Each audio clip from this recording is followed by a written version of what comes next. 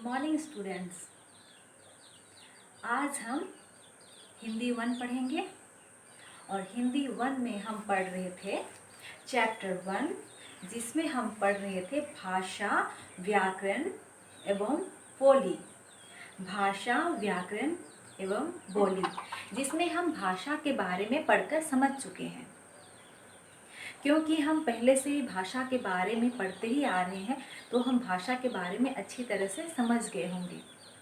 तो आज हम व्याकरण एवं बोली के बारे में पढ़कर समझेंगे। वैसे तो हम पिछली कक्षा से पहले से ही व्याकरण एवं बोली के बारे में भी पढ़ते आ रहे हैं।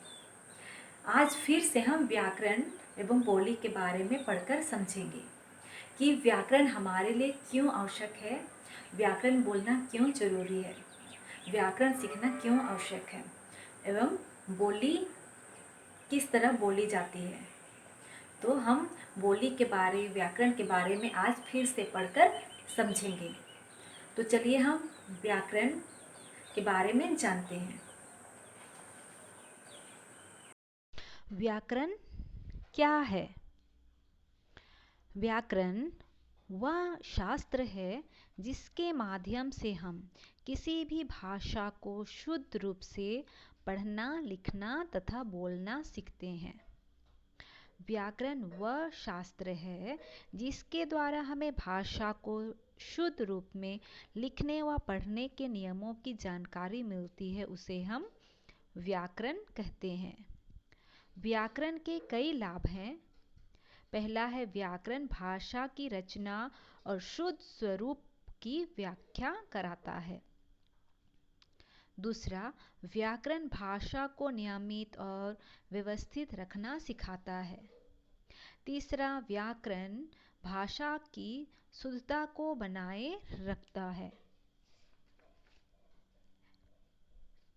व्याकरण भाषा का प्रभावशाली ढंग से प्रयोग करना सिखाता है। तो इस प्रकार हम देखें कि व्याकरण वह शास्त्र है जिसके माध्यम से हम किसी भी भाषा को शुद्ध रूप से, कोई भी भाषा हो, उसे शुद्ध रूप से पढ़ना, लिखना तथा बोलना सीखते हैं, उसे ही हम व्याकरण कहते हैं। अब हम आगे देखेंगे व्याकरण के भेद। भाषा की सबसे छोटी इकाई को वर्ण कहते हैं। जैसे क, म, ई आदि वर्ण है। वर्णों के मेल से शब्द बनता है और शब्दों के मेल से वाक्यों का निर्माण होता है। जैसे व जोड़ घर जोड़ चला जोड़ गया, व घर चला गया। इसी आधार पर व्याकरण 3 भागों में बांटा जाता है। तो पहला है वर्ण विचार। तो वर्ण, हम देखें कि वर्ण क्या है। भाषा की सबसे छोटी इकाई को वर्ण कहते हैं। जैसे अ, ई, अ, उ, ई, ये सभी वर्ण कहलाएंगे। तो व्याकरण के भेद में सबसे पहला भेद है वर्ण विचार। इसमें वर्णों की बनावट, उच्चारण, लेखन आदि पर विचार किया जाता है। वर्ण विचार में वर्णों को लिखने की विधि, उनके आकार, भेद और उच्चारण पर विचार किया जाता है। दूसरा है शब्द विचार। व्याकरण के भेद में दूसरा है शब्द विचार। इसमें शब्दों के विभिन्न भेद, रूप, उत्पत्ति व प्रयोग आदि के विषय में विचार किया जाता है। शब्द विचार में शब्दों के विभिन्न भेद, रूप, उत्पत्ति किस प्रकार बनती है, उसका प्रयोग किस प्रकार होती है, इस विषय पर विचार किया जाता है। शब्द विचार में शब्दों के भेद, उत्पत्ति, रचना आदि के नियमों पर विचार किया जाता है। तीसरा है वाक्य विचार। वाक्य विचार, इसमें वाक्य के अंग, रचना, विराम चिन्ह आदि पर विचार किया जाता है। वाक्य विचार में वाक्यों के भेद, संश्लेषण, विराम चिन्हों आदि के बारे में विचार किया जाता है। व्याकरण के विभाग यानी कि व्याकरण के अंग में हमने देखा, पहला है वर्ण विचार, शब्द या पद विचार और वाक्य विचार। तो वर्ण विचार में हमने देखा कि क्या है, भाषा की सबसे छोटी इकाई को वर्ण कहते हैं। तो वर्ण विचार में वर्णों को लिखने की विधि, उनके आकार, भेद और उच्चारण पर विचार किया जाता है। और दूसरा है शब्द या पद विचार। इसमें शब्द विचार में शब्दों के भेद, उत्पत्ति, रचना आदि के नियमों पर विचार किया जाता है। और तीसरा है वाक्य विचार। तो वाक्य विचार में वाक्यों के भेद, संश्लेषण, विराम चिन्हों आदि के बारे में विचार किया जाता है। तो इसमें हम क्या समझे, वर्ण, तो हमें पता है कि वर्ण क्या है। वर्ण या सबसे छोटी इकाई कहलाती है वर्ण। भाषा की सबसे छोटी इकाई वर्ण है। जैसे अ, आ, इ, उ, ये सबसे छोटी इकाई है वर्ण, जिसे ना ही हम खंड कर सकते हैं, खंडित नहीं होता है। दूसरा है शब्द या पद विचार। तो एक एक वर्ण को जोड़ने से शब्द का निर्माण होता है। जब हम एक एक शब्द को जोड़ के, एक एक वर्ण को जोड़ के शब्द का निर्माण करते हैं। तीसरा है वाक्य विचार। शब्दों को, एक एक शब्दों को हम जोड़ेंगे तो वाक्य का निर्माण होता है। तो इस प्रकार हम व्याकरण के अंग में यानी कि विभाग में हम देखें कि 3 भाग है। पहला वर्ण विचार, दूसरा शब्द विचार और तीसरा है वाक्य विचार। तो वर्ण विचार के बारे में, इसके बारे में हम दूसरा चैप्टर में पढ़ेंगे।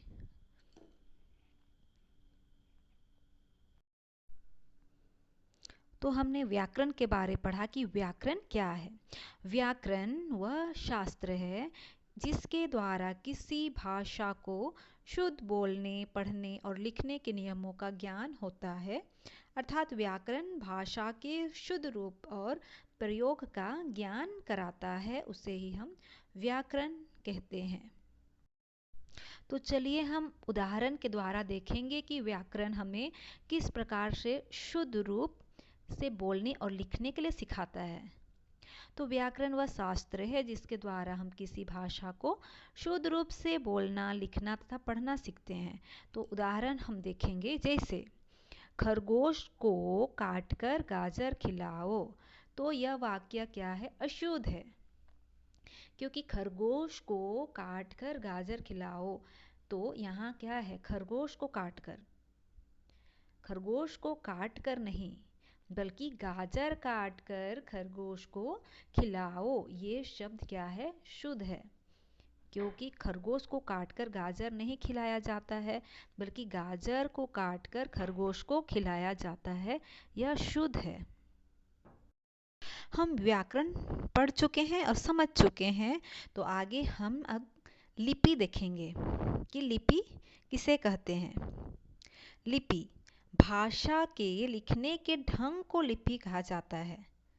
तो व्याकरण में हमने क्या पढ़ा कि भाषा, जो भी भाषा है उसको शुद्ध रूप से बोलने, लिखने के ढंग को हम व्याकरण कहते हैं। व्याकरण हमें शुद्ध रूप से भाषा को, कोई भी भाषा को शुद्ध रूप से बोलने और लिखने के लिए सिखाता है। और लिपि क्या है, भाषा के, जो भाषा हम बोलते हैं उस भाषा को लिखने के ढंग को लिपि कहा जाता है। तो सभी भाषाओं को लिखने का तरीका एक सा नहीं होता। मौखिक भाषा के प्रत्येक स्वर को चिन्हों में परिवर्तित किया जाता है। जब हम कुछ लिखते हैं तो उसको चिन्ह दिया जाता है, एक चिन्ह दिया जाता है। जो भी हम मौखिक भाषा को लिखते हैं तो मौखिक भाषा के प्रत्येक स्वर को चिन्हों में परिवर्तित किया जाता है। तो इसी से भाषा को अस्थायी और शुद्ध बनाए रखा जा सकता है। अस्थायी मतलब एकत्रित करके लिख के रखा जाता है। तो लिखने का, भाषा को लिखने के ढंग को लिपि कहा जाता है।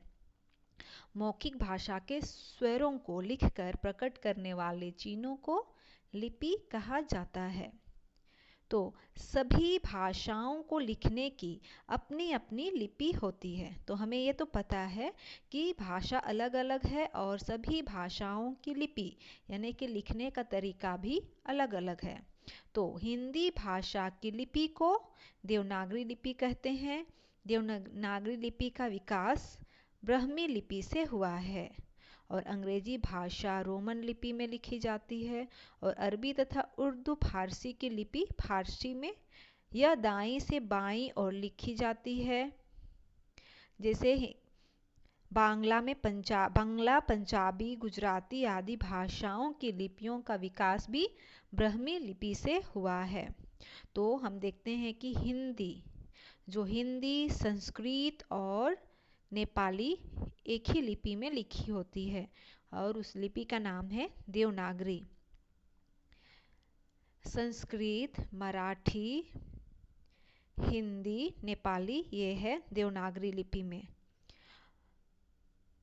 तो हिंदी भाषा की लिपि है देवनागरी, संस्कृत की भी देवनागरी, पंजाबी की गुरुमुखी और अंग्रेजी की रोमन और उर्दू फारसी की लिपि है फारसी जो दाएं से बाएं की ओर लिखी जाती है और बांग्ला पंजाबी गुजराती आदि भाषाओं की लिपियों का विकास भी ब्राह्मी लिपि से हुआ है।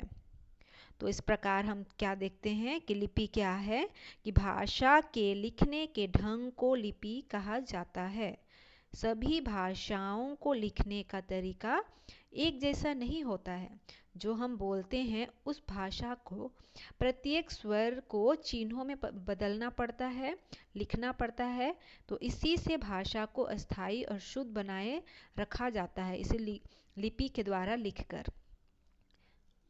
तो मौखिक भाषा के स्वरों को लिखकर प्रकट करने वाले चिन्हों को हम लिपि कहते हैं। तो लिपि के बारे में भी हमें समझ में आ गया होगा। अब हम आगे जानेंगे राजभाषा के बारे में। लिपि और बोली के बारे में हम समझ चुके हैं। अब राजभाषा क्या है? जब किसी भाषा का प्रयोग सरकारी कामकाज को चलाने के लिए किया जाता है तो उसे राजभाषा कहा जाता है। हिंदी हमारी राजभाषा है।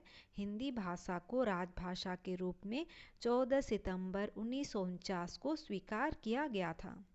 तो हमारे भारत देश में 1949 ईस्वी को 14 सितंबर 1949 ईस्वी को हिंदी भाषा को संविधान में लागू करके मान्यता दी गई और इसे राजभाषा नियुक्त किया गया। इसीलिए हिंदी भाषा को हमारे भारत देश में सरकारी कामकाज में चलाने के लिए प्रयोग किया जाता है। तो राजभाषा क्या है? जब किसी भाषा का प्रयोग सरकारी कामकाज को चलाने के लिए यानी करने के लिए किया जाता है उसे हम राजभाषा या राष्ट्रभाषा कहते हैं। तो हिंदी हमारे देश की राजभाषा घोषित की गई है जो 14 सितंबर 1949 को इसे स्वीकार किया गया। तो राजभाषा भी हमें समझ में आ गई होगी। हम बोली और उपभाषा के बारे में समझेंगे कि बोली और उपभाषा क्या है। तो उपभाषा किसी भाषा के सीमित क्षेत्र में बोली जाती है। सीमित मतलब छोटे से ही क्षेत्र में बोले जाने वाली को उपभाषा कहते हैं। जैसे मथुरा के आसपास ब्रज उपभाषा बोली जाती है। तो उपभाषा क्या है? बोली के जिस रूप को पढ़े लिखे लोग प्रयोग में लाते हैं उसे उपभाषा कहते हैं। ब्रज भाषा, खड़ी बोली, अवधी तथा मैथिली बोलियां हैं, परंतु इनका प्रयोग साहित्य रचना के लिए किया जाता है। यानी कि जो साहित्य लिखते हैं उसके लिए ही बस इसका प्रयोग, उपभाषा का प्रयोग किया जाता है। इसलिए कालांतर में ये उपभाषाएं बन गई। तो उपभाषा किसी भाषा के सीमित यानी कि छोटे से ही क्षेत्र में, अपने ही क्षेत्र में बोली जाती है उसे उपभाषा कहते हैं। यह विस्तृत यानी बहुत बड़ा क्षेत्र में नहीं बोला जाता है। तो हमने देखा है कि उपभाषा में ब्रज भाषा, खड़ी बोली, अवधी तथा मैथिली बोलियां हैं और इसे उपभाषा को पढ़े लिखे लोग ही प्रयोग करते हैं। बोली के जिस रूप को पढ़े लिखे लोग प्रयोग में लाते हैं उसे ही हम उपभाषा कहते हैं। अब आगे देखेंगे बोली क्या है। बोली किसी प्रांत के बहुत छोटे से क्षेत्र में, यानी कि कोई प्रांत के छोटे से क्षेत्र में, कोई भी जिला के छोटे से क्षेत्र में बोली जाती है, उसमें साहित्यिक रचनाएं नहीं होती है। अपने विचारों के आदान प्रदान के लिए कुछ सीमित क्षेत्र के लोग, छोटे से क्षेत्र के लोग केवल मौखिक रूप का प्रयोग करते हैं। ये भाषाएं अविकसित भाषाएं कहलाती है क्योंकि इनके कोई विशेष नियम नहीं होते हैं, ना ही कोई अपनी लिपि होती है। ऐसी अपूर्ण भाषा को बोली कहा जाता है।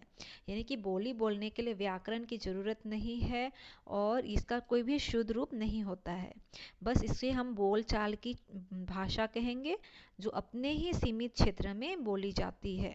तो बोली क्या है? बोली अपने ही क्षेत्र में, अपने ही क्षेत्र में, कम ही क्षेत्र में, आसपास के क्षेत्र में ही अपने द्वारा ही जो भाषा होती है उसको बोली जाती है, तो उसे ही बोली कहते हैं। तो बोली का अपना कुछ व्याकरण या लिपि नहीं होता है। बस इसे अपने विचारों के, बोली को अपने ही विचारों के, जो अपना विचार होता है उसे आदान प्रदान करने के लिए ही अपने ही क्षेत्र में लोगों के द्वारा बोली जाती है। ये भाषाएं विकसित नहीं होती है, अविकसित भाषाएं कहलाती है क्योंकि इनके कोई भी विशेष नियम नहीं होता है। इसे शुद्ध रूप से बोलने का कुछ नियम नहीं होता है और ना ही अपनी लिपि होती है। इसलिए ऐसी अपूर्ण भाषा को बोली कहा जाता है। जैसे इसे हरियाणवी, बुंदेली, कन्नौजी, छत्तीसगढ़ी, राजस्थानी, भोजपुरी, मैथिली आदि बोलियां हैं। तो बोली किसी प्रांत के बहुत छोटे से क्षेत्र में बोली जाती है और इसमें साहित्यिक रचनाएं नहीं होती है। तो इस प्रकार हम आज व्याकरण, लिपि, बोली, उपभाषा के बारे में पढ़कर समझ चुके हैं। तो आप सभी को जरूर समझ में आ गई होगी।